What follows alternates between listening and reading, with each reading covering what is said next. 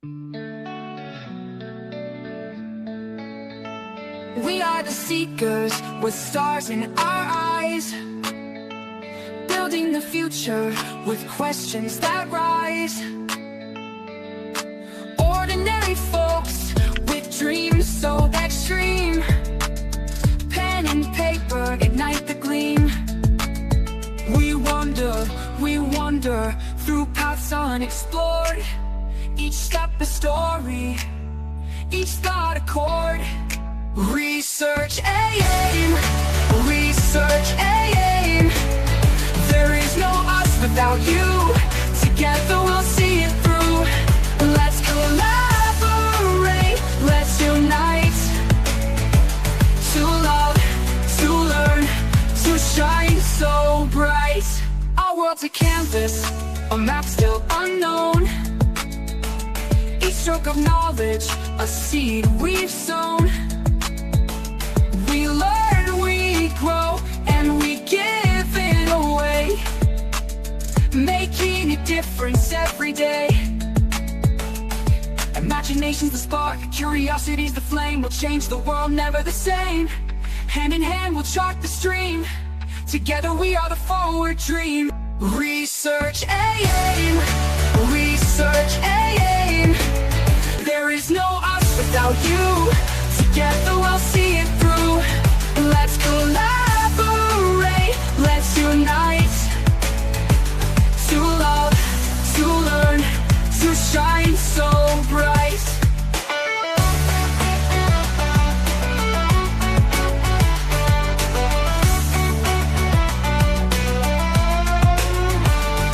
Research AIM, research AIM. There is no us without you. Together we'll see it through. Let's collaborate, let's unite. To love, to learn, to shine so bright. Research AIM, research AIM. Research AIM, research AIM.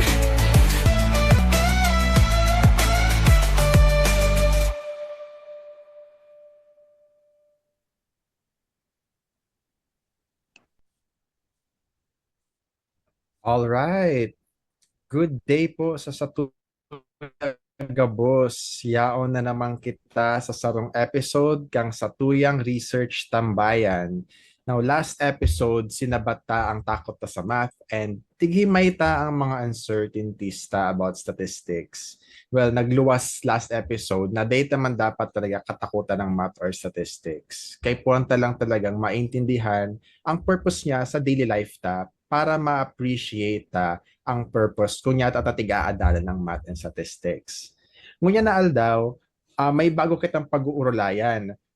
Siya sa mga challenging na tasks sa research, challenging siya, takadakol binabasa. Ma'am Grace? Yes, good afternoon, Sir Gab. Thank you so much. Hello everyone na nagdadangog, nagdadalan sa tuyang yan. Thank you so much for joining us again. Nakakaugma na mahiling migiraray kamungunya na aldaw.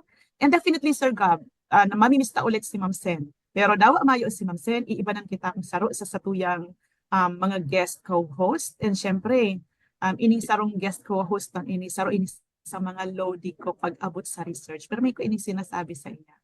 And I admire her works. And syempre, i-introduce ko sa inyo. Saro siya sa mga prominent na researchers digdi sa CBSUA. Siya si Dr. Lourdes Lobes Nieva of CBSUA Sipocot. If I'm not mistaken, garo naka-ano pa siya sa Sipocot or sa main campus yata. So si Ma'am Lu, author siya kang libro niyang itong sa Tagubhang. Saro siyang theory sa literature na na-establish ni Ma'am and accepted siya sa NCA. Kaya very proud ako na introduce siya sa Indo and very proud ako na makaibanan siya kasi sa topic tamo niyan, igwa talaga kitang makukuha ang idea sa iya patungkol sa RRL. Yes, Ma'am Lu? Hello, everyone. Welcome to to the show. This is somehow, as I said, amazing kasi garo baga ang research, something that medyo dait na masyadong na-appreciate. Siguro sa level kang appreciation, among many things that we do, ang research medyo kung pwede lang, nadaing magdibo ka yan. But then, here is research tambayan. So parang you're making research na parang, tambay-tambay lang. So yung concept ng activity is really something that is fresh, something that is off than the usual. So magkayo na siya concept. Kumusta na lang and shout out sa mga estudyante na makakadangog kaining tambayan na ini. Okay. Students of Pasacao Municipal National High School. Another, yung mga estudyante na kang Rolando Andaya Senior National High School. Ay, adal-adal.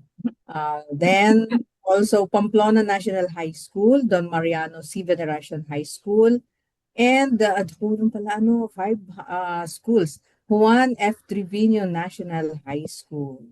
So, dyan, Balapag or podcast tech producer, Sir Mike.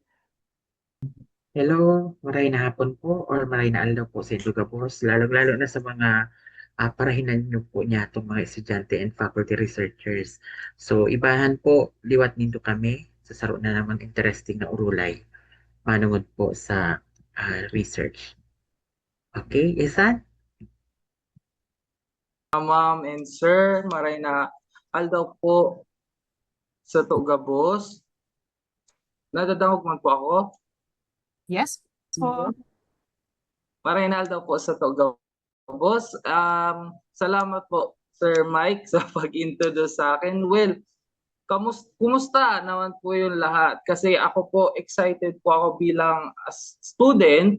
Excited po ako sa topic natin today since very napapanahon po yung pag-uuralayan tangunyan, and honor din po ako bilang boses para ipresenta ang mga estudyante maging boses para sa kanila sa magiging topic natin po para ngayon po. Okay. Thank you, Ethan. So, sa aldaw na ini, pag-uuralayan ta sa episode ta, ang title niya is Slaying the RRL. Slaying the RRL.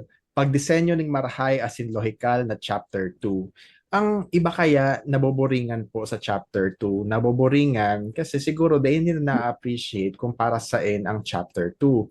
Siguro naboboringan sin data, puro sa nagbabasa, basa, surat, search, basa, surat, pauro-utro na feeling gayon in the dragging ang task kang paghibok ang chapter 2. Pero ipapahiling ta sa episode na ini na important ang pagbuo ng strong and logical na chapter 2 para sa tuyang research. Now, Ma'am Lou, Ma'am Grace, and Sir Mike, nagkaroon din ba kayo ng challenges sa pagbubuo niyo ng chapter 2 nung kayo high school or college pa lang? Or nagkakaroon pa rin ba kayo ng konting challenges sa pagbubuo ng RRL and RRS ngayong mga professional researchers na kayo? Let's start with Ma'am Lou. All right. Sir Gab.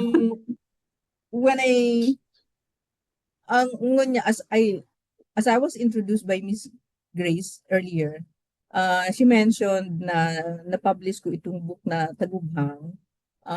It's a literary theory. Pero when I started, di ko siya inisip na I would come up with the Tagubhang. The study that I was starting to conduct then was only to record oral narratives. Yun, mag-collect lang ako ng oral narratives, i-document ko. When we document, you look for itong mga narrators, and then i-document mo sa pangalan nila, etc., etc. it should be collected in situ, tapos may vertical and horizontal test, etc., etc. Sabi niya, and what have you done? Sabi ko, sir, I was really shocked. Nakolekta na ako, buong partido. Tapos, bigla akong hinapot. What have you done?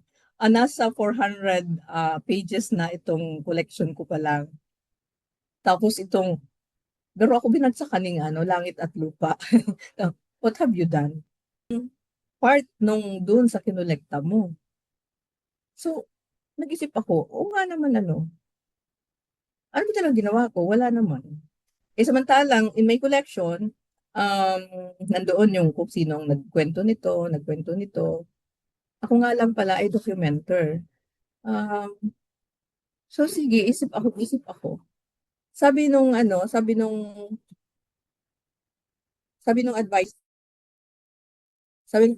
ko, aralin mo yung collection mo. And then, think about it. Arog ka ayan na lead ako sa tagubhang idea because of the related literatures that I reviewed. Importante siya. And then, yung related literature mismo, you can even make one publication. Si related literature mo lang. So it should not be viewed as something na pasakit sana sa researcher, because it really helps, yung part na yan, it really helps the researcher. Mas nalilid ka, mas malinaw mong nahihiling ang study mo. Meaning, you know what you're doing in your research. Kung mabase ka duman sa related literature. Kung ngaya ito nabasa, kapareho pa lang ngaya kang sakuyang study.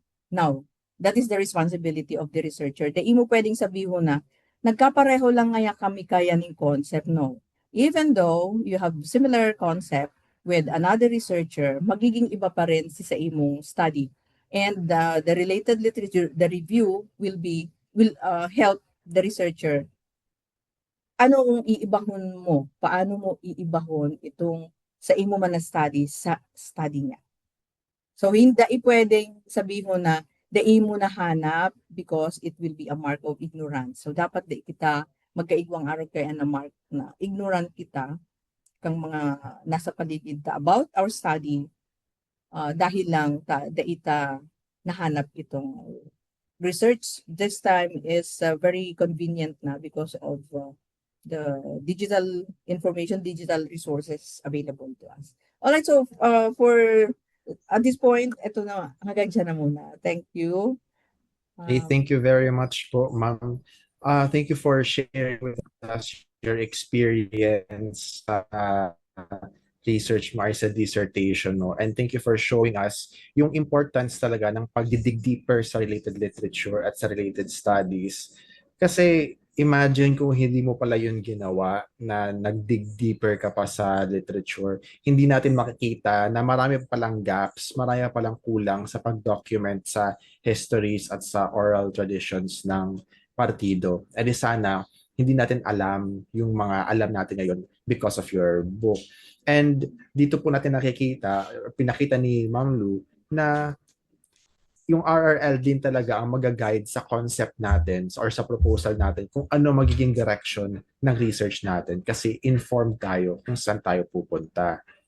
Okay, thank you so much po, Ma'am Lu. Ask natin si Ma'am Grace. What about your experience, Ma'am Grace, about preparing the RRL? Yes.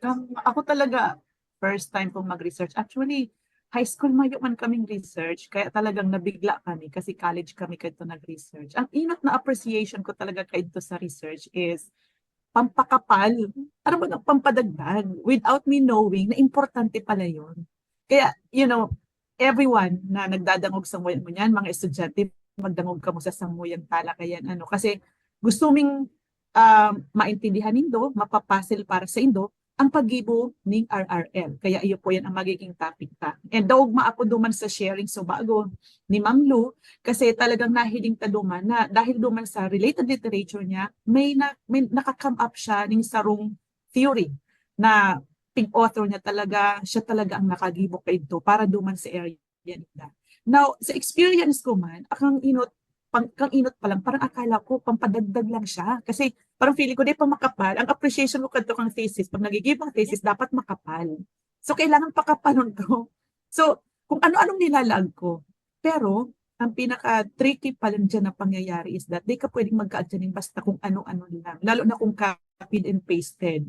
Kasi kami kadto parang copied and pasted. Mayo pang nag-check ka ito na yung na kinopya mo lang kasi si Simon Bagang makakapagsabing kinopya mo lang yan. So parang kami kadto arugad sige bumi copied and pasted ganyan. Tapos nanganaan ako kang pigparahapot ako patungkol duman sa ginibo ko sa thesis ko. Kaya ayun, from that, sabi sa kuya kang advisor ko, ano talaga pagkaagaling, hindi man kaipuhan. Ano talaga pagkaagaling arrogant. So, from there, talagang, I must admit na sabi ko, ang pagigibo pala ni RRL sa RRS, di mo siya dapat basta na lang ikaag according sa gusto mo or para magkapal ang papel mo. Ito pala ang kaipuhanan is basahon mo dahil importante na maintindihan ka na ang RRL and RRS, siya pala ng pinaka-backbone or support sa study mo kung taano kaipuhan mo siyang ipadagos. Kasi nga, iyan ang nagde-define kung ano pa ang kulang. 'Di ba? Kasi pag inadalan tang sarong bagay na gabos naman given, gabos na igwang result, para reho na kang result. So, mayo ng bago, 'di ba? So, ano pa ang importance kang research mo? Pero daing, ang importance na realize ko kung ako nagre-research na sa university, kung ako nagre-research na girarais, pag abot kang graduate studies, duman ko na-appreciate na ang research, ang RRL and RRS, sobrang importante pa rin siya para sa ikakatibay kang sa imong study. So, duman ko siya na-appreciate. Kaya ang yan, very careful ako. Very careful ako sa paglalaag ko ning kung ano lang ang ibabalik kong mga studies. And at yan, maaraman ta kung anong mga tips para dyan. Back to you, Sir Gab. Thank you so much, Ma'am Grace.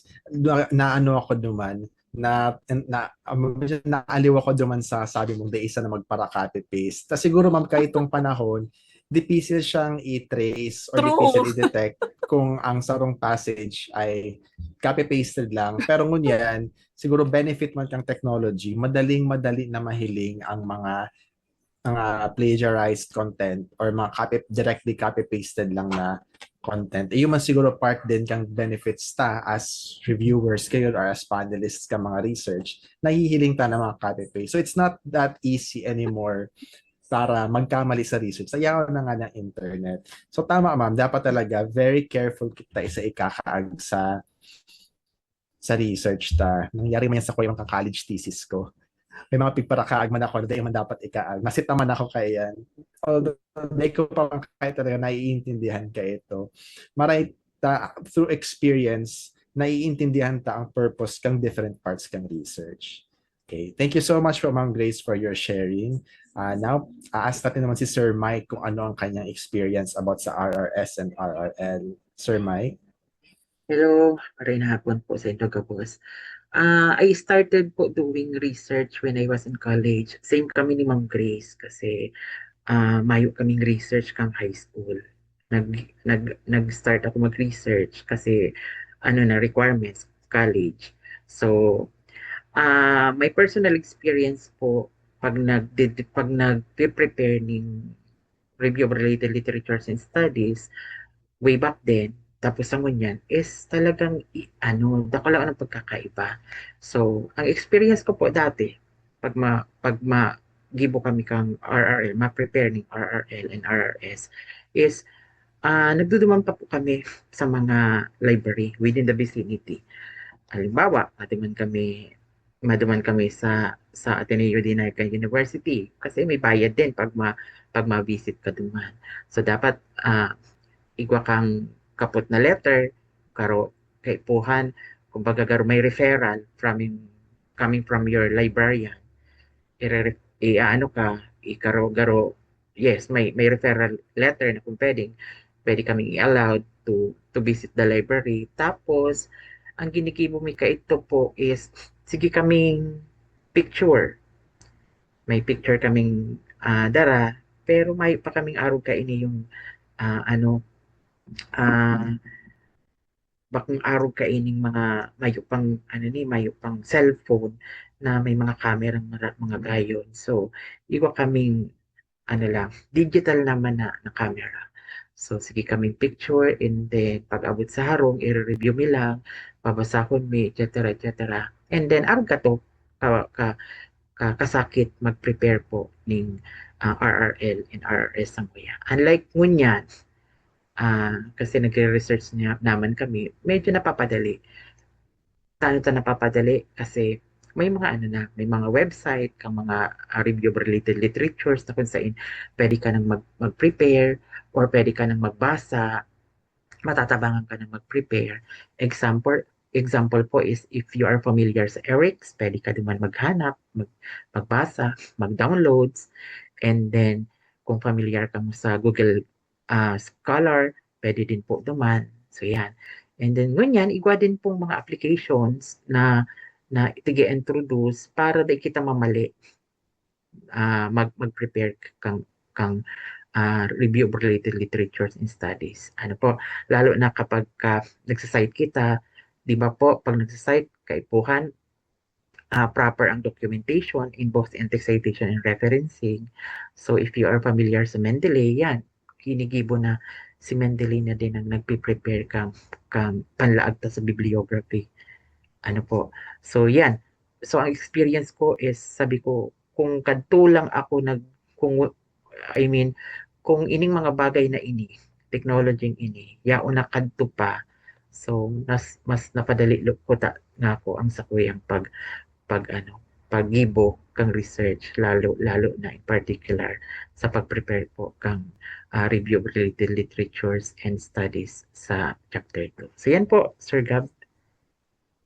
Thank you so much, Sir Mike. Actually, tama ka po duman sa sinabi mo. Mas madali na po talaga mag-research ngunyan. Yawan po ako sa generation na nasa Tahaw, na-experience ko pa si library research na access ka rin mga physical books, mga journals, printed materials. Tapos, na abutan ko po itong pagpuon kang search mag-research using the internet. So talagang mas madali na mag-research ngunyan. Mas madali mag-build ki RRL and RRS. So with that, nag-expect man kita na quality naman ang kayang gibuhon ng mga students ngunyan. Now, speaking of students, hapoton taman si Ethan kung ano ang sa iyang mga experiences sa pagbibuild ng RRS or RRL or kung nasasakitan man siya sa iyang current situation sa pag-research. Sige Ethan, ano ma-share? Ayan, so good afternoon po ulit sa lahat. Pero bago po muna yung experience, I appreciate yung mga sinabi niyo po na kwento which is your own experience po like sa inyo po. Ma'am Lu, Ma'am Grace, Mike, Sir Gab, like na pag pinapakinggan ko po siya, sobrang na-appreciate ko po yung hard work. Kasi nga po, there's a really huge difference. May or laking pagkakaiba sa experience nyo din. Kasi yung sa amin po parang lahat na po easy access. Isang click lang po namin. Andyan na po yung sabi ni Sir Mike, Google Scholar. Paano po namin maayos yung citation? May Mendeley na po. Which is compare sa na experience nyo po na halos lahat mano-mano from the realization, i-reread katulad nga po ng sabi ni Ma'am Lee, po yung literature niya para maliwanagan pa po siya. And other experiences na I realize na itong generation po na meron kami ngayon is so much privilege, napaka-privilege po namin.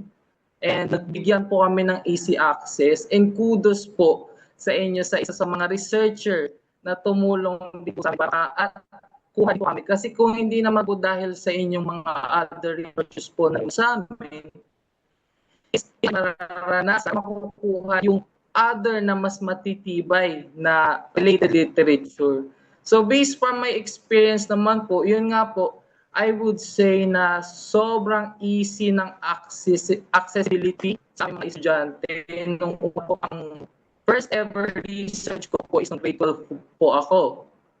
And fun fact, si Sir Mike po, yung mga namin. And thank you po kasi nabigyan din po ng other pointers, ng other suggestion para ma-improve yung research po namin, especially sa RLRRS. Kasi po, yes, sobrang hirap po niya on our end, pero po, ibig sabihin na hindi siya importante.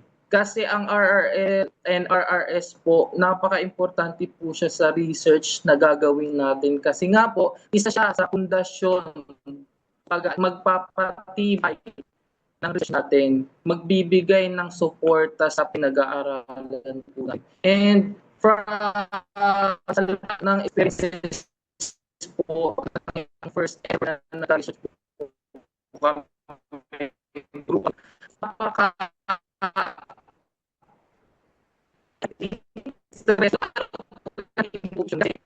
yung pagsagawa po, pagkahan lang po ng RRL. How about sa inyo naman po na walang internet ba? Kaya appreciated po yung time, yung effort, yung hard work na ginawa po ninyo.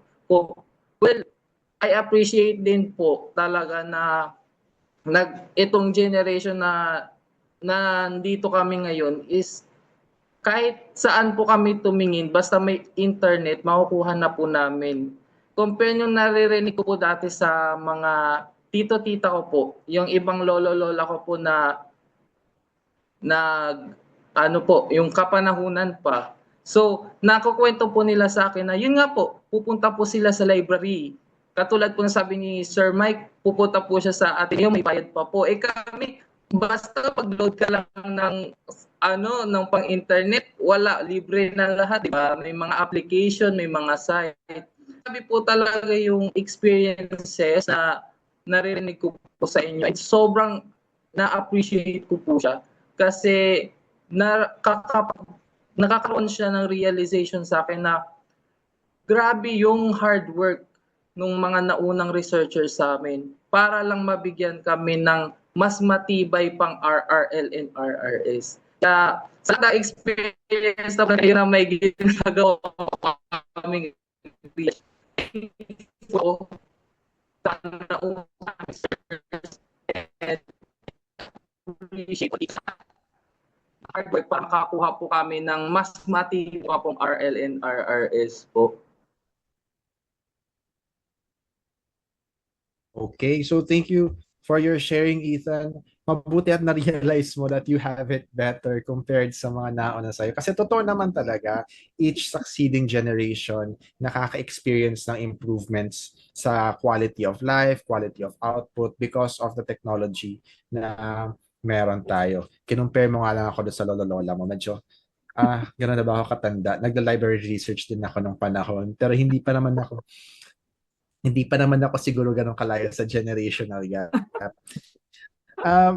Yun, maganda at nakikita ng mga students ngayon na mas madali na sa kanila na mag-search ng related studies and literature kaya makaka-focus talaga kayo sa quality ng output na ibibigay ninyo.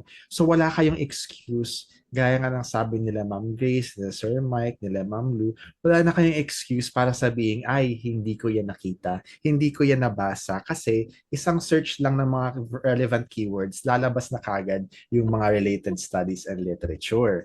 Now, just to share then a little bit about yung experience ko din sa RRS at RRL, i-share ko lang yung one time na muntik na ako mapahamak sa research proposal kasi kulang yung binasa kong related studies at literature. Nasa panahon po kasi ako na napag-propose ng mga concept notes para sa aking master's thesis. Tsaka sa isa sa mga topics na pinopropose ko sana noon ay mas updated na water quality monitoring ng Lake Buhi. Ang laki-laki ng Lake Buhi. Gusto ko sanang gumamit ng bagong technology para gawin yon. Muntik ko na siyang i-propose, pero sabi ko, parang kulang yung related studies and literature na binasa ko. Parang may kulang sa understanding ko sa topic na to. So nagbasa pa ako ng nagbasa tungkol sa technologies na gusto kong i-implement para ma-monitor yung water quality ng Lake Buhi. Doon ko na-realize na hindi ko pala kayang gawin yon sa level ko kasi wala akong access sa specific technologies na yon.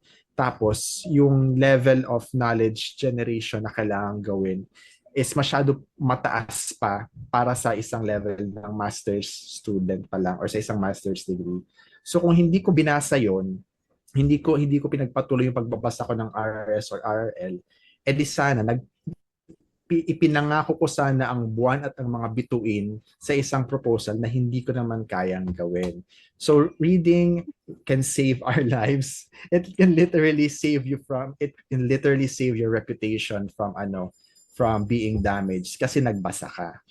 So ayun. Meron po tayong mga guide questions for today. Galing po ito sa mga students, galing po ito sa different na sectors na curious about sa RRS at sa RRL. So nandyan po si Ethan para ibigay sa atin yung mga questions. So Ethan, ano ang mga kahaputan na na-collect mo sa mga surveys? As in, nahali sa mga estudyante na nag-research mo niyan. So ano ang first question for today? Ayan, so ito ulit. So, base nga po sabi ni Sir Gab sa mga estudyante na curious about sa topic ay ano po ba ang pagkakaiba course po kan RRL saka RR? Ayun. So ano daw ang pinagkaiba at saka purpose kang review of related literature sa review of related studies? Ano ba talaga ang pinagkaiba nito? Tagaro parehas man sa nasinda. Siguro magpuong kita kay Sir Mike. Okay, so good afternoon po. Ang question is kung ano ang pagkakaiba and then ang purpose kang RRL and RRS. Puunan ko siguro muna sa purpose. Ano po? Ang purpose kasi kang RRL and RRS is para makakuha kita ng idea na ining particular na topic na gusto tang i-study is igwanang nag-study prior pa kaniyong sa tuyang initiatives. Ano po? So, kasi ang pinaka-purpose naman kang review of related literatures and studies is para may strengthen ang claims para madagdagan ang satuyang pundasyon kapag ka nagigibo kita ng research, kasi it was already mentioned by Ma'am Grace na ang RRL and RRS, it serve as the skeleton of the research as a whole. Ano po? Kasi in doing po review of related literatures, nagko-compile ka, nagbabasa ka, nagka-classify ka, and then nag-i-evaluate ka kang mga ginibo na kang mga researchers, in particular sa imong topic. Ano po? So ngunyan, kung anong pagkakaiba, ano ba ang pagkakaiba ng RRS and RRL? Well, ang pagkakaiba po ninda, pag sinabi ta kasing review of related literature, ito ning mga literature na gibo kang mga authors. Ano po? Pwedeng hali ni sa libro, hali sa pamphlet na binasa ta, any reading materials except sa research output or research. Kasi pag hali na ini sa research, that's review of related study na nagibo po kang mga researchers. Ano po? So yan ang pagkakaiba nila. So may mga considerations din kasi kung paano ka ni mag-prepare. Siguro later na lang baka may maghapot about sa kung paano ang mga ruling, consideration, and preparing the review of related literatures and studies. Yan po, Sir Gab. Thank you. Thank you, Sir Mike, sa pag-clarify sa differences and purpose ng RRS sa RRL. Opo, later talaga, mas magdidig deeper kita kung paano siya kikibuhon. But for now, let's ask Ma'am Grace what she thinks about the question.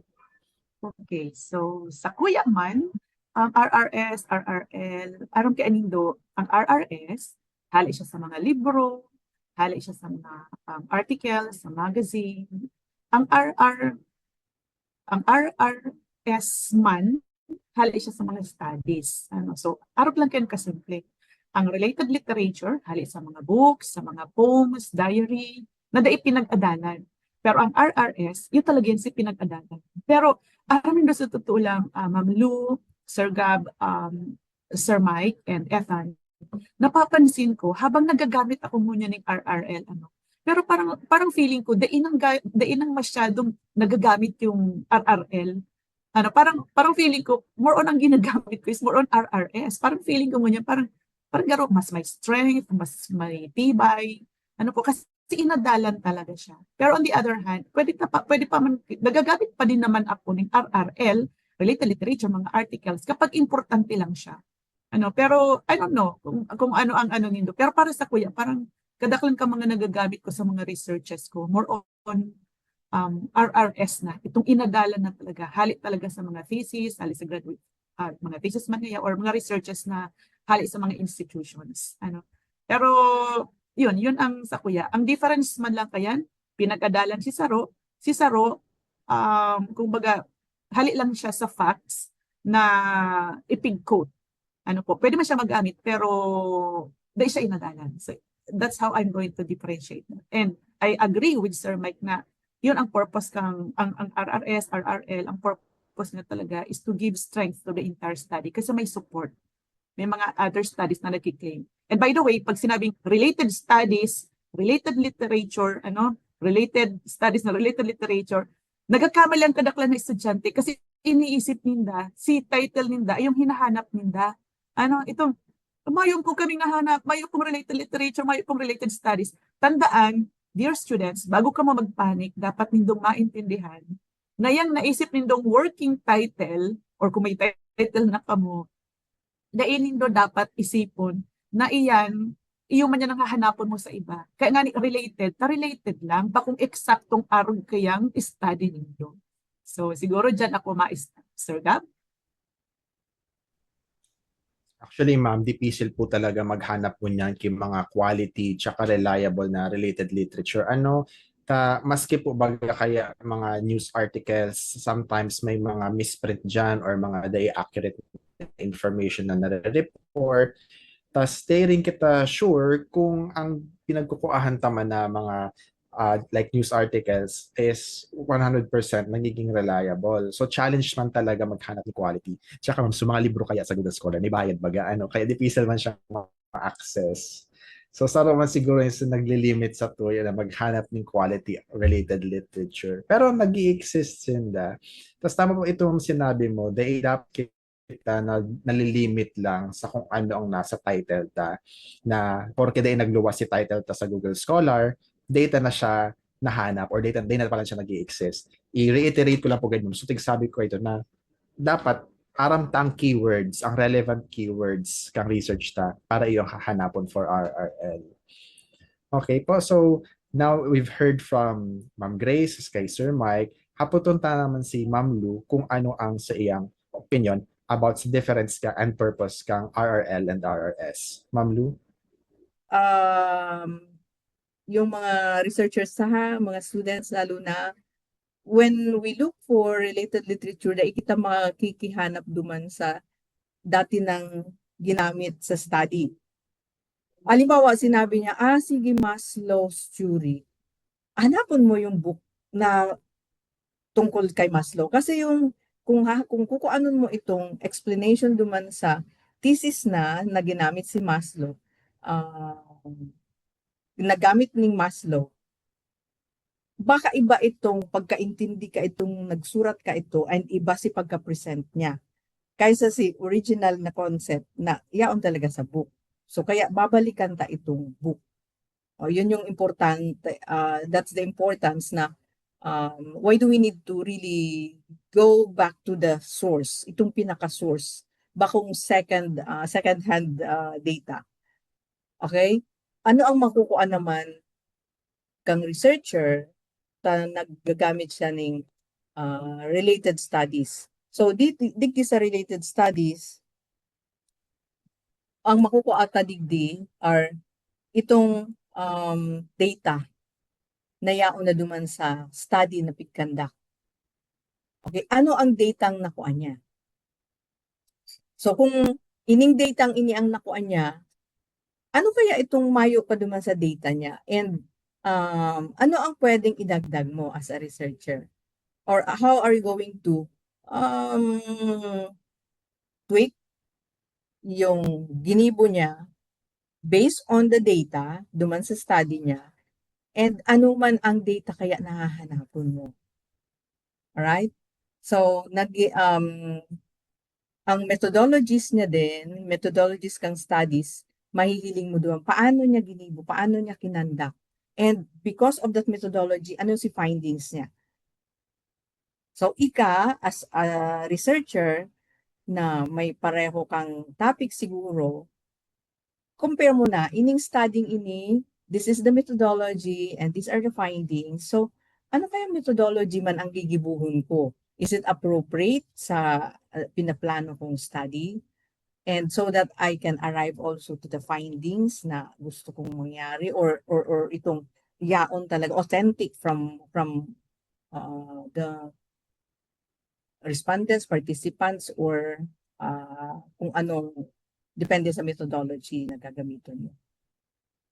So, as a researcher na may pareho kang topic siguro, compare mo na, ining studying ini, this is the methodology and these are the findings. So, ano kaya methodology man ang gigibuhon ko? Is it appropriate sa pinaplano kong study? And so that I can arrive also to the findings na gusto kong mangyari, or itong yaon talaga, authentic from the respondents, participants, or kung anong depende sa methodology na gagamitin mo. Is it the appropriate methodology for the study? So, mahihiling mo yan dyan sa related studies.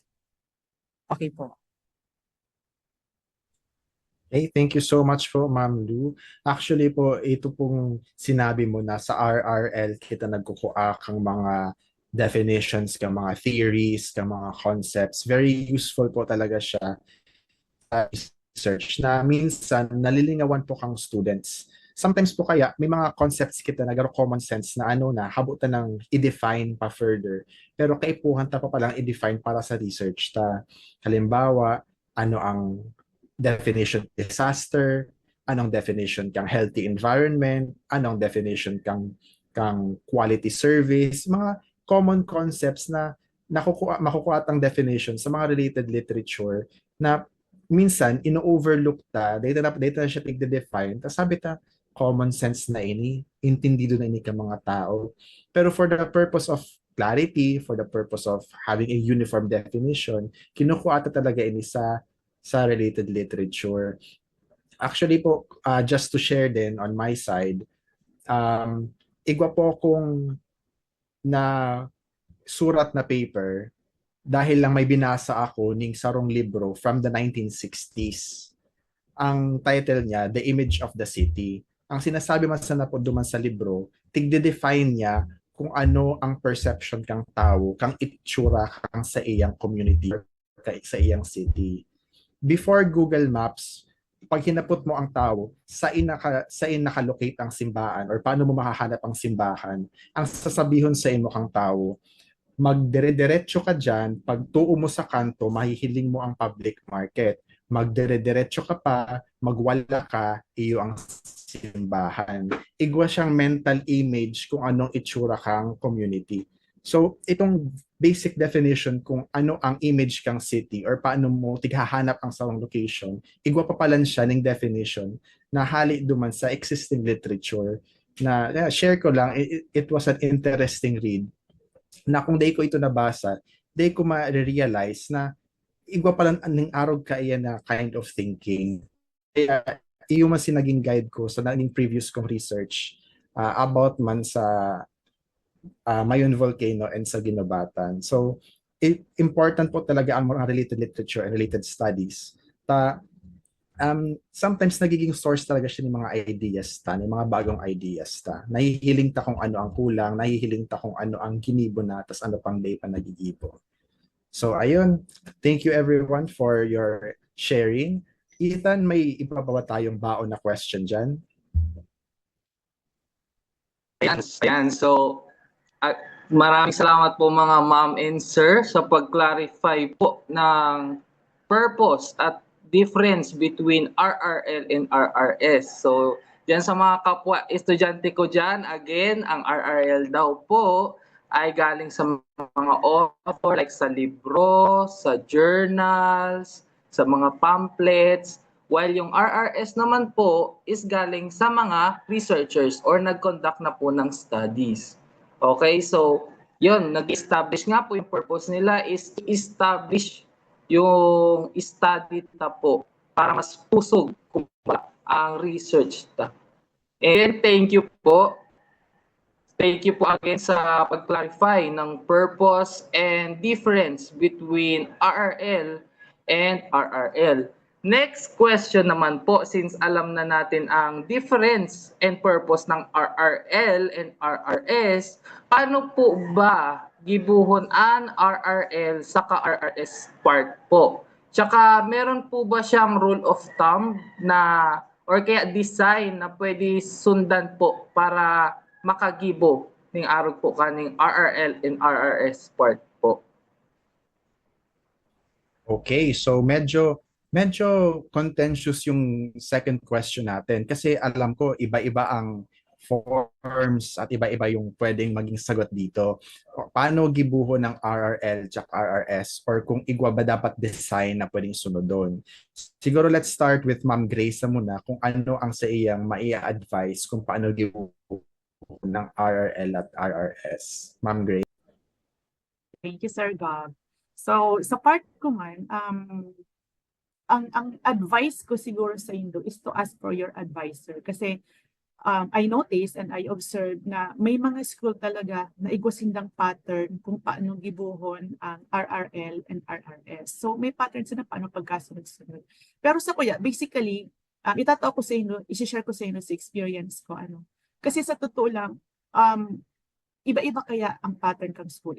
Igwang RRL, part mo na, and then may part na naman para sa RRS. Igwang sarong school na pinagsasaro na lang yan, duwang yan. Pero garo may naman akong, parang si old pa itong pattern, itong sinusukay ang RRS at ang RRL. Pero sa ganyan, garo sinasaro na lang. Pero kang inot na pag-ibo mi kaiyan, nakasuway talaga siya. Naubusan akong idea kasi parang feeling ko, ano i-discuss ko sa RRS? Ano i-discuss ko sa RRL? Parang pagpareho lang, ang sources lang magkaiba. So, no-confused talaga ako. Pero sa ngunyan, mas naintindihan ko siya and mas madaling gibuon mo niya ng RRL and RRS sa pattern na pinagsasaro na lang sila. Ako, ang sinusunod ko dyan, ang iba, ang sinusundan nila is dinidiscuss ang IV, independent variable, then dinidiscuss ang DV. Pero sa part ko, nagpo-focus akong mag-discuss, depende sa questions. For example, may mga SOP bagay research questions. Number 1, number 2, number 3. Kung ano itong concept ng number 1, SOP, yun ang dinidiscuss ko para parang feeling ko pagka sa RRL and RRS, dai siya sabog. Kasi pag mayong direction ang sa imong RRL, medyo nagbabalik-balik, nag-talk ka na about, kunyari nga sa academic performance ng mga ati sa science. So, nag-topic ka na kaya ng tungkol sa science, pagbalik mo na naman sa baba, nagta-topic ka na naman. So, para, ang nagiging technique ko, ginigibuhan ko siyang subtitles, para at least buo kung paano ko siya ma-discuss na marali siya and ma-scaffold, ma-support siya sa entire study. Ang ginigibo ko, itong question number 1 na ito, kumbaga tinitwake ko siya as a subtitle.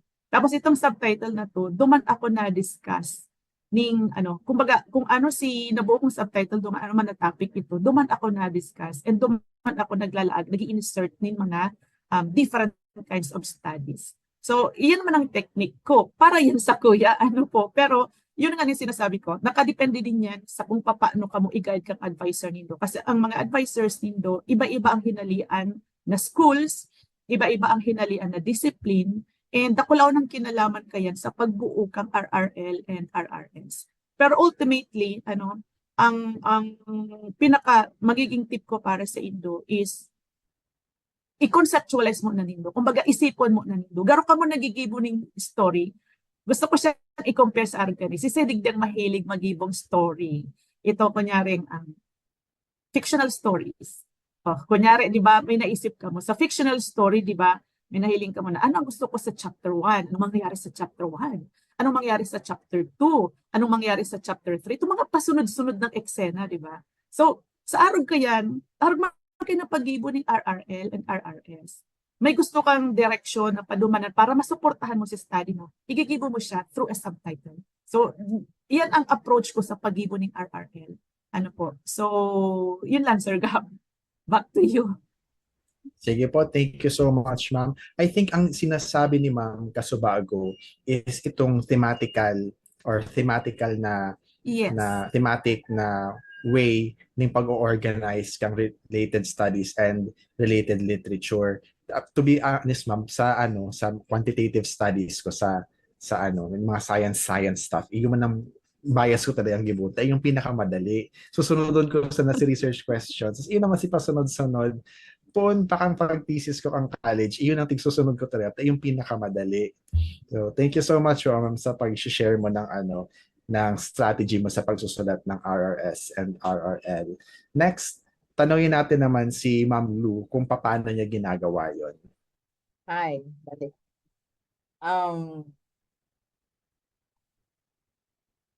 Ang ibang format kang yung chapter 2, i-separate ninda itong theoretical framework and then the conceptual framework. So usually, ang nasa theoretical framework, itong hali sa RRL, sa mga theories yan, that nagbaback up kang study dindo.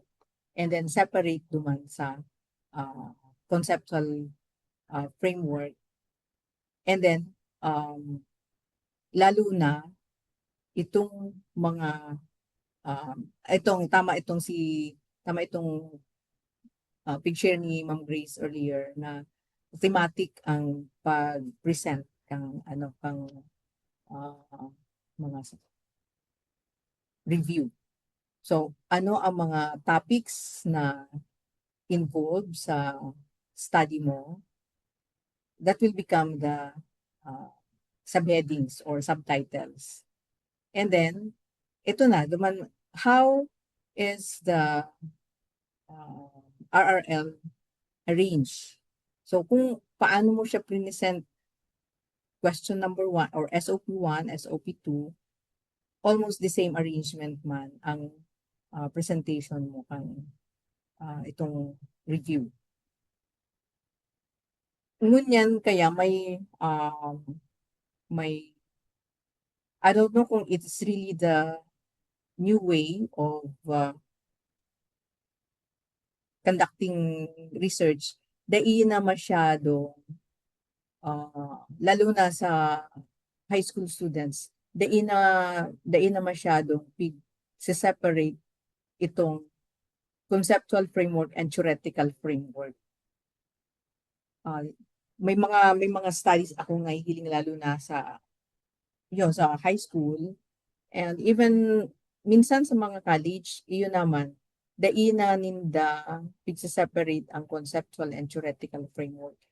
Before na-train kaya ako sa iba itong theoretical framework mo, may framework talaga yan, and then may discussion pa ka itong mga theories na ralaag mo duman. And then sa conceptual framework din, may framework pa siya, may drawing pa siya, may illustration pa, may mga nagsasarabatan pa yan ng mga arrow-arrow, may mga shapes pa, etc. This time, garudain na yan gigibo. So kaito, ang gibumika iyan, aside from si review, igwa pa yan ng conceptual and theoretical framework. Ngunyan garo pigaharalo na kung may conceptual ka dyan, may theoretical. Pero mas magayon itong organization na thematic para sa researcher, mas may nalilid kita, paano ko inigigibuhon? How am I going to present the literatures I have reviewed? Literatures and studies na review mo, paano mo i-arrange, paano mo organize? So yung thematic arrangement will be very helpful sa mga researchers.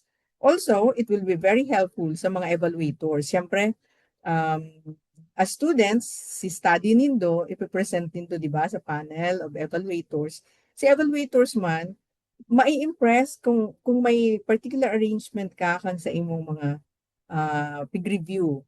Paano ini ano to may mga discussion digdi tungkol sa araw kaning topic and then ini na naman and etc. Sometimes may mga nakalaag talagang subheadings. Minsan mayo ng subheadings basta discuss na lang itong gabos na literature na pig review, literature and studies sa pig review, pero may hiling mo, it can be observed that they are arranged ining mga ini para duman sa sarong subheading na related or pertaining duman sa SOP1, ini naman para sa SOP2, ini naman para sa SOP3. So things like that. Kasi kung ang format does not allow the researchers na magkaigwa pa siyang separate na subheadings, kung pagkalaag ng related literature or studies, dire-diretso lang ang discussion. So, even without subheadings, pwede tanang laagan ng organization manggiraray because the evaluators will know that naka-organize ang sa indang papel, ang sa indang review na araw pala kani. And since on the part of the researchers also, may hiling nindo as you organize si literature na ano ta sinabi ko na iniduman igwa na naman dikdi. So may igwa kaning idea na pareho ini ang team ninda so pagsusunod dun ko sinda or magkakairibanan sinda duman sa first part and then ini namang second part araw kani ayun. Okay, thank you so much, ma'am. Magayon po si suggestion ni Ma'am Lu about using subheadings to further organize yung discussions natin sa chapter 2. Particularly po, ako po talaga nagagamit na ng mga subheadings na madali po para sa ko na mawara itong trail of thought ko na itong idea, nangakiki-idea. At some point, dapat mag-stop itong trail of thought na ito tapos makabalik kita duman sa original ng sinasabi. Kaya magayon itong suggestion ni Ma'am Lu na kapag ma-organize kita ki chapter 2 ta RRL and RRS, i-organize sa si mga key concepts into subheadings para madali, bako lang para sa researcher, para madali man sa reviewer, para mas ma-appreciate ninda. So gusto at maintindihan ninda kung ano talaga ang gusto nindong gibuhon sa research nindo. Okay, thank you so much po, Ma'am Lu. Now let's move on naman sa kay Sir Mike kung ano ang sa iyang advice and opinions kung paano dapat ginigibo ang chapter 2 RRL and RRS. Sir Mike? Thank you, Sir Gab. Sa kuya naman po, pag nagpe-prepare po ng related literatures and studies po, minsan binibisit ko po talaga ang school research guideline kasi yaraon yan naman. Kaya lang minsan may mga schools talaga na they do not have yet po the guidelines or the research guidelines. So kung mayo man po, ini po ang mga mga tips ko or advice.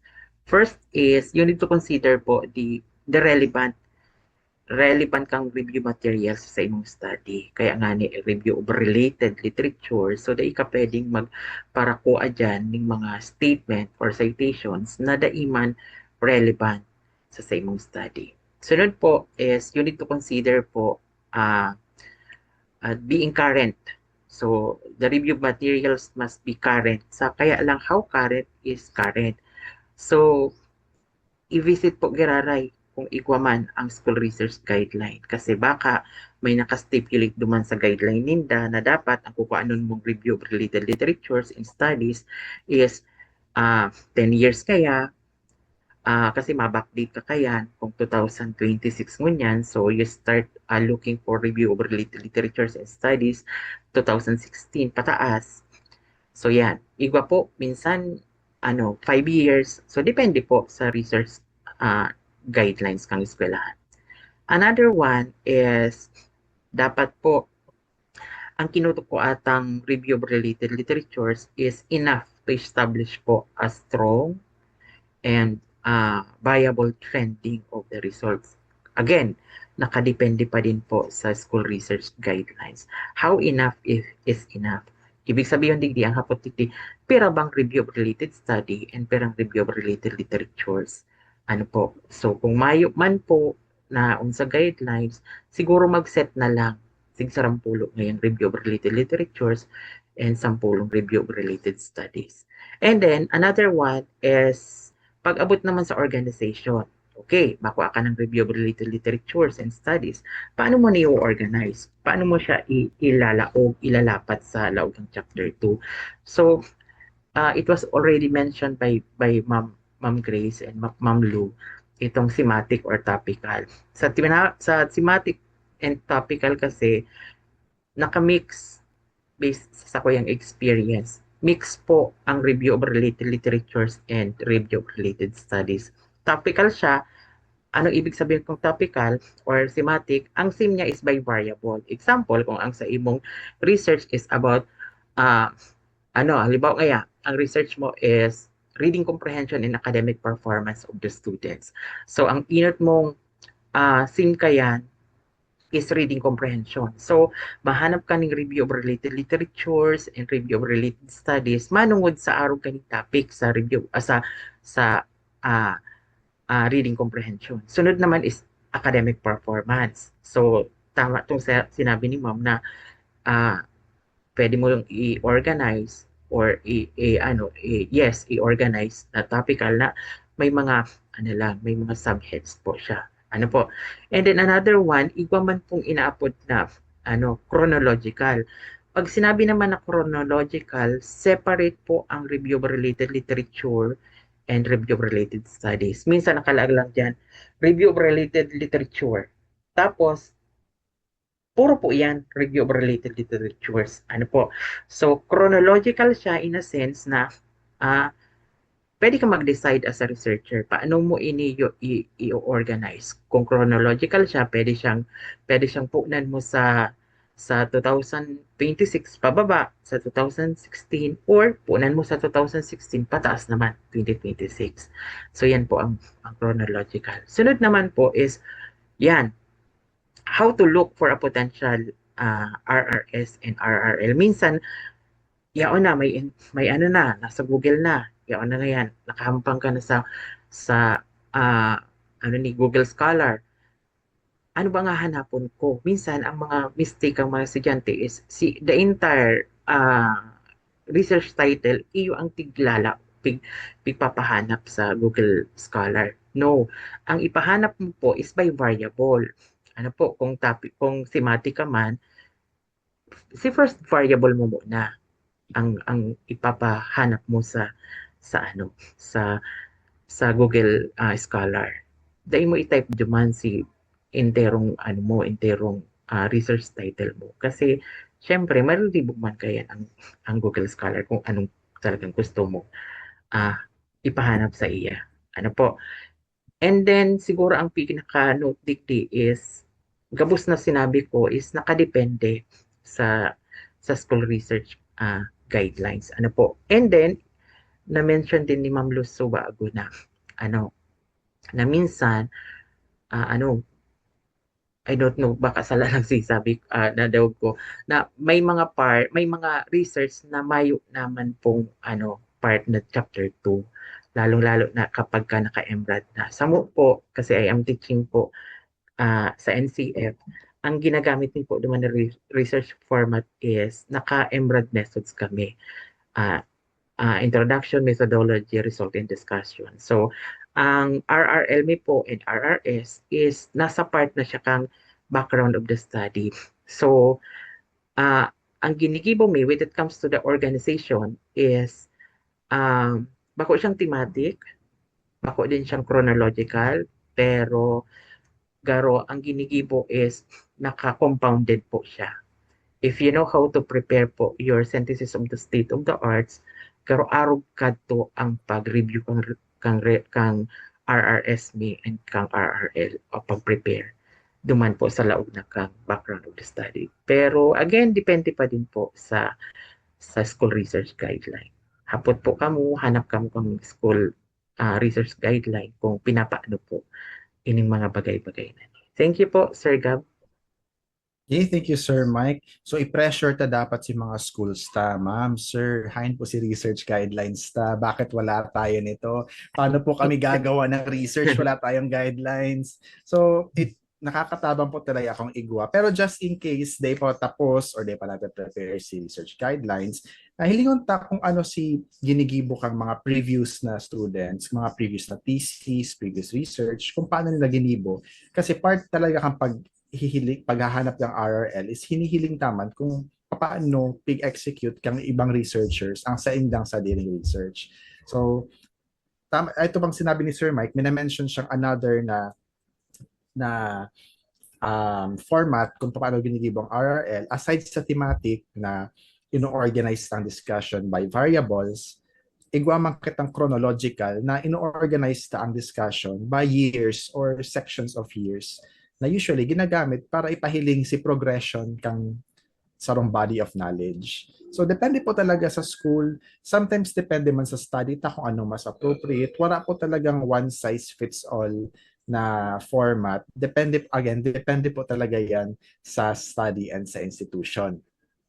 So, what about Ethan? May na-experience ka na bang challenges sa paghahanap ng sa paghahanap ng RRS or pagpo-format mo kang chapter 2? Yes, sir. Nahiyaan po talaga maghanap ng RNRS. Pero buti na lang po, tulad ng mga nanonood mga kapwa estudyante, hinigyan tayo ng tips ko namin ang different kinds of arrangement namin.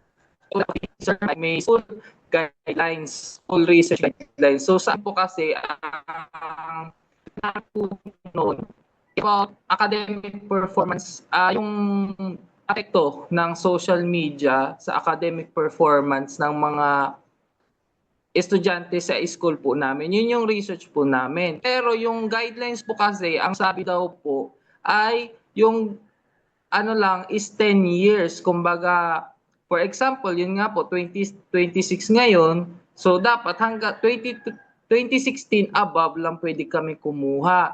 Nung that time po, nung grade 12 po kami, meron kami nakita na research, RRS po, na bagay po dun sa study namin. Ang kaso nga lang is 1990s na po siya. Hindi ko lang po matandaan kung anong exact na date po nun. Pero around 1990s siya. Sabi po sa amin na ang tip po nun kung bakit ganun yung ginagawa is hindi daw masyado ng reliable. Kumbaga, yung research na makuha namin kung 1990s pa siya. Kaya binigyan po kami ng year limit or kung kailan lang po namin yung date na kuhain doon sa research. Kasi mas reliable or mas current, sabi nga po ni Sir Mike, mas current yung makukuha po namin RRL and RRS. So, isa po yun sa experiences na naranasan po namin. Yung hirap po talaga maghanap ng research or RRL or RRS na sakto po doon sa guidelines namin. Kasi talaga hindi po may iwasan na makahanap po kami ng, as in makikita mo yung parang halos po siya, yung sakto na po siya doon sa study namin. Ang kaso, hindi po siya nag-hit doon sa guidelines namin. So, ang another way is humanap pa po ng mas current na study po, which is yun yung nahanap namin na solusyon. And by listening kay Ma'am Lou, kay Ma'am Grace, kay Sir Mike, and sa inyo po, yun nga po, sabi ninyo po na ang dalawang arrangement or thematic arrangement, sabi po doon, naranasan po namin, yun po yung ginawa namin na pag-iisahin po yung RRS and RRL. Parang hindi ko po masyadong nakita yun sa other classmates ko. Siguro po dahil guidelines po namin yun na ganun na lang gawin namin na pag-isahin yung RRS and RRL. Pero yun, parang eye-opening po na pwede naman po pala yung chronological arrangement, which is yung separate po yung RRL and RRS. Pero other than that po, from my experience, ang pinakamahirap po talaga yung may mahanap kang research or may mahanap kang RRL and RRS pero hindi sakto sa guidelines ng school po ninyo. Kaya tama po yun na we also must consider yung school research guidelines po natin kasi doon po tayo dapat sumunod para maayos po yung study natin and masatisfy din po natin yung other researchers natin and also yung panelists po natin or yung evaluators po. Okay.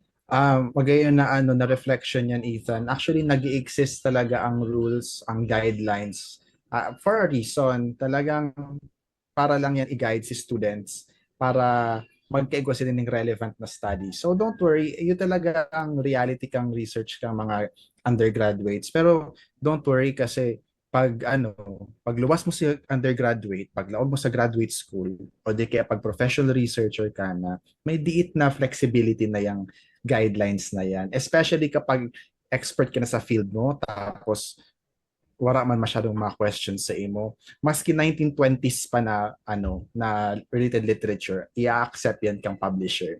But depende lang talaga yan sa situation. So Ethan, meron pa ba tayong next question dyan para sa ating mga hosts? Ayun, so since alam na po natin yung patterns na binigay sa atin ni na ma'am and sir, next question naman po. Yan, parang nabanggit po to kanina eh. Pera po ba dapat ang bilang na dapat ilaag na RRL saka RRS? Like, dapat po ba maramihan or kami magdidesisyon or meron po talagang standard? Kumbaga, kung ilan lang po ang bilang na ilalagay na RRL and RRS po. Okay. So for this question, let's just assume na wala pang guidelines talaga yung institution, yung university or yung school. As a researcher po, pira dapat talaga ang RRS and RRL kang sarong study. Now let's start naman po kay Ma'am Lou. Okay.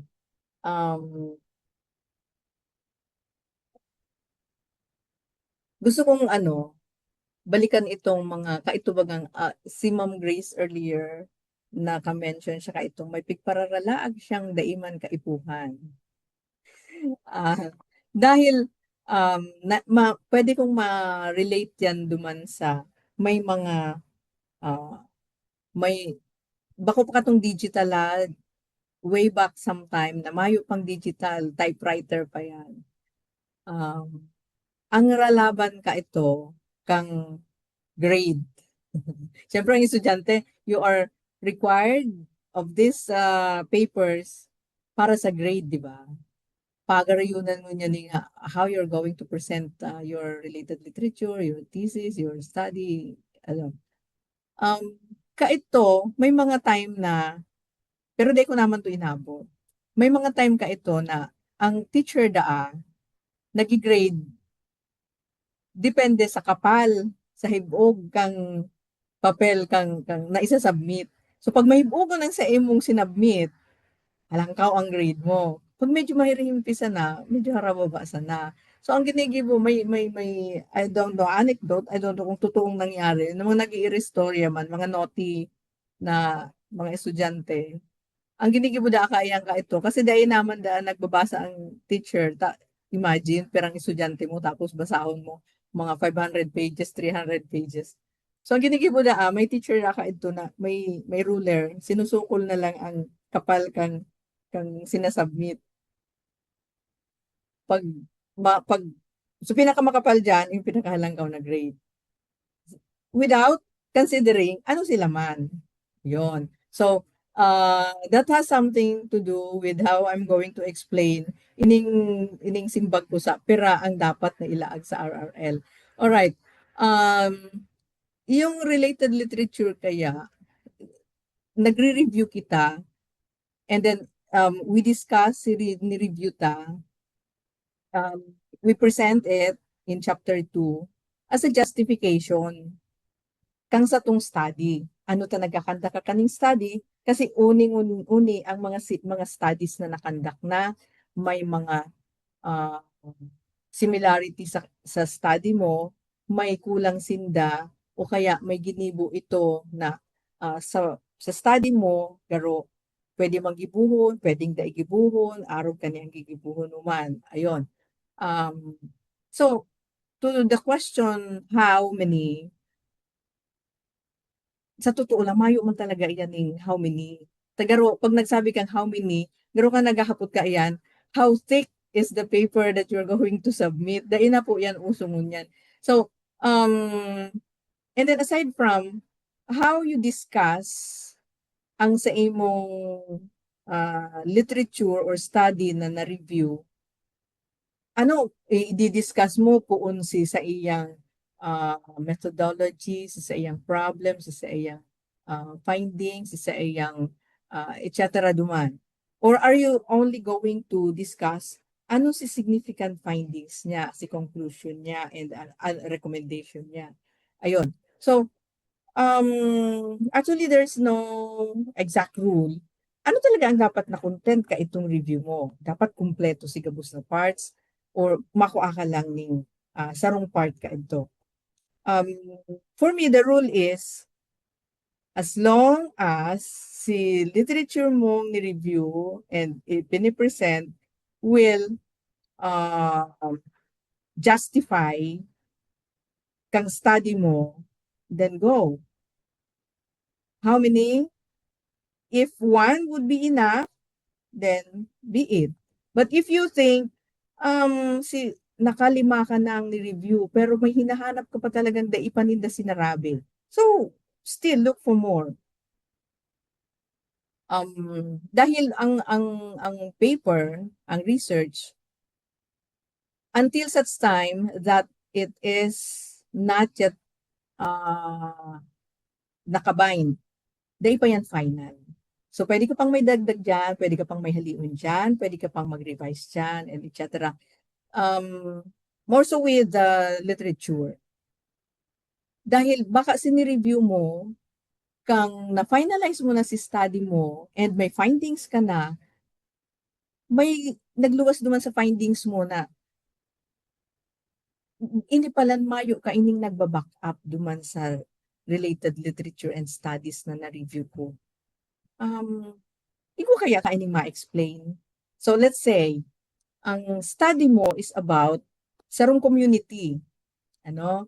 Itong community ito, duman sa nabasa mo, iba na kaysa actual na community ngunyan. 'Di ba? Let's say ang Camarines Sur arog ka ini. Let's say it was in 1990 si nabasa mo. 2026 na ngunyan. Observe ka muna ano totoo pa daw yung sinasabing yan. So, kang na-finalize mo na si manuscript mo, may nagluwas na duman na ang Camarines Sur ka ito, ang tao arog ka ini. Ngunyan arog na ka ito. So, siguro more than pirang times na ang pagkakaiba, ang difference. So you have to decide, ano itong literature mong ito? Do you still need that? O baka dain na? So pwede mo tang i-remove. Kasi based sa findings mo, sa question mo, the same man lang, pero may nagluwas naman sa findings mo na garudain naman pala talaga ini. Alright? So, ayan siguro at this point ang what I can share about naman sa number. Pero kung may mga rules ka mo sa school, you have to abide by that. Kasi itong lalo na sa high school, even sa college, minsan yung mga rules, nagkakaibang araw kaya na rules para may may guide lang si estudyante, digdi mo na kamo kaining until such time na magkaigo ka mo ning level of mastery in conducting research. So, di man maraot itong may rules, pero actually mayo man talaga dapat ning rules. Pero taano ta nagkakaigo ning rules para may guide ang estudyante na ay araw pa lang kaya ng pagre-research. Lalo na pag ang topic is mga historical, geographical, ano pa, anthropological, like si study ko, which is anthropological na nag-excavate na ako halos kang sa mga magurang nindot, paano ka mo nag-irestorya, sa nga mo karali, and etc. Anthropological na yan. Sa related literature ko and studies, I cannot limit that part to 10 years only. May, lalo na yung JSTOR na site, source siya. Garo, I don't know kung ang CBSUA nakasubscribe na sa JSTOR. Pero may free site ng JSTOR. May mga, may mga restrictions man girari ang JSTOR na you cannot access certain materials, lalo na itong mga archival na. You have, the institution has to pay for it. Ayun, para ma-access kang estudyante, medyo pricey lang. Kaya yan, pareho ng Science Direct, sinusubscribe din siya. So, yung JSTOR na site is good for yung mga historical, anthropological, yan si mga archival na talaga. And the references here, kang mga literature dyan and studies, lalo na literature, mga sinauna pa talaga, may mga 1600s pa. For example, the first literature composed by a Filipino was traced way back in 1600s. So, mayo kita kaya makukuha mo niyan. May makuha man kita kaya, let's say may nagsurat ni sarong author na second hand na. So we have, as I said earlier, na dapat si source mismo. And the very source will be haluyo na talaga. And for that, the ita siya pwedeng i-limit sa itong araw lang ka ito. And so question na pira, may rules lang na para sa yung pagkakandak ng mga basic studies or lalo na sa high school na araw lindo, si mga research dyan itong mga high schools, so I have to abide by that. Thank you. Okay, thank you, ma'am. So, i-highlight ko lang po itong sinabi ni ma'am na magayon na as long as ma-justify kang study, ma-justify kang literature ang study, ito ang amount na kaikuhan mo. So, bako siya limited, bako siya restricted to a certain amount. Pero, ang nagde-define talaga sa ideal number of research related studies and literature ay depende sa kung ano ang justify sa research. And magayon pa itong sinabi ni ma'am na bako manggabos na RL, kayang ilimit sa 10 years lang. Again, case-to-case basis. May mga situations talaga na kaipuhan pang isite ang mga mas luma pa na mga literature or mga mas luma pa na mga sources. Okay, thank you so much po, ma'am. Proceed po tayo ngayon sa answer naman ni Sir Mike. Sir Mike, what do you think po? Okay, so actually po, kang nagda-dissertation ako, ang sa kuya pong advisor during that time is the late Ma'am Weng Rowena Bayrante. She is an statistician by profession and din siya, as of prof sa CBSUA main campus. And then, saro po sa nahapot ko sa iya, sabi ko, ma'am, taano takadakol ang review-related literatures and review-related studies? Kasi we are required po kasi nakaset sinta sa 10 review-related literatures and studies per theme kasi nakasimati kami. Sabi ko, dakulon ma'am po, ma'am.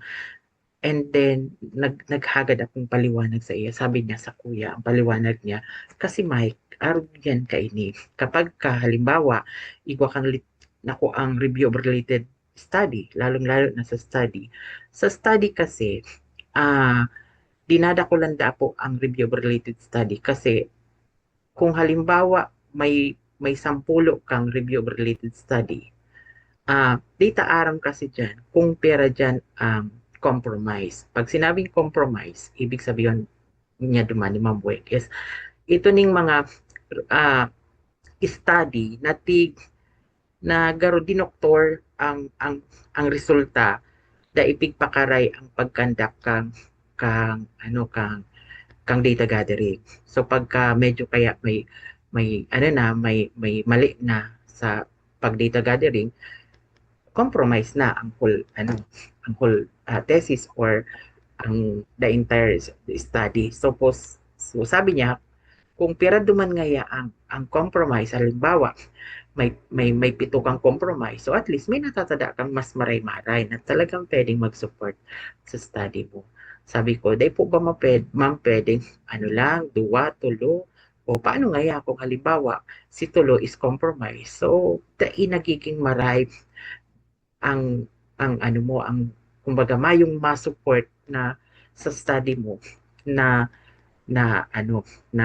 talagang supported kang maray na klaseng reviewed studies. So iyan po ang explanation kayan sa kuya ni Ma'am Boying. Kaya yan, nagsusunod na lang din po ako kung pera. Pero tama man to si Ma'am as regards to kung pera. So again, kung mayo po ning research guideline ng eskwelahan, nagsiset na lang po kami ng number of RRL and RRS na pwede ipaprepare sa mga estudyante. Thank you po. Okay, thank you po, Sir Mike. Magaling po ito, Sir Mike, na tigsabi mo na, itong tigsabi pa lang kang dissertation advisor mo na kay puhantang makahanap ni dakul na studies in case may mga compromise na mga studies na nahanap kita. Actually, Sir Mike, makatakot nga ni po baga pag nakahanap kita kay studies na nagkaroon nag-iiriwal na at iba-iba nang tigsasabi. Garo minsan po baga pag naghihiling kita kay mga related studies, may drama. Si Liu et al. Ini ang sinasabi. Si Chang et al. Iba man ang sinasabi. Garo baga nagpapadarangugan na sila sa mga studies ninda. Pero important po talaga na mahiling ta inigabos, ma-include ta siya. Ta i-judge ta as researchers kung ano ang relevant sa study ta, tapos kung paano siya makaka-apekto sa study ta. Okay, thank you so much po, Sir Mike. She added po, sir, na sabi niya, bayo po kaya pang mekanismo na pwedeng mag-assess kung compromise ang research or dae. Only the researchers know kung compromise iyan or dae. Kaya lang, mayo man researchers na masabi kaya na o da inindo ni ko anon ha kasi dae ini okay ang resulta ka ini. So yan po. Iyo po, sir. I think ang saro lang sa way para maaraman kung compromised ang research is kung ibang researchers mismo ang mag-disprove or magsabi na sala yan na sinasabi mong research. Arog po siguro ka itong disproven study, itong redacted study na ang vaccination daan nagkakos kay autism na after several studies na disprove ninda na bako man pala totoo si data na tigaramit or sala si pag-analyze kan data kaya siya na natanggal, kaya siya na redact as a publication. So important talaga na tigbabasa tayo ng mga studies na nahihiling tama si development kang body of knowledge. Nahihiling si mga contradictions and si mga changes.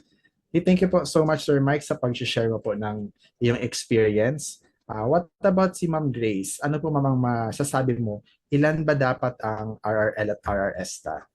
Okay, so sa Kuya Aman, Sir Gab, and everyone, since na mga estudyante, like for example, nagme-mentor ako, mga estudyante. So, mayo pa sindang masyadong idea kung talagang tama na ini or talagang ma-suffice na ini. So, ako, ang nagiging sistema ko, tinatawag ko talaga sindan yung toka. Kasi, di ba may ina-upload kitang, lalo na pag nagme-mentor, may ina-upload kitang proposal, tapos entire study.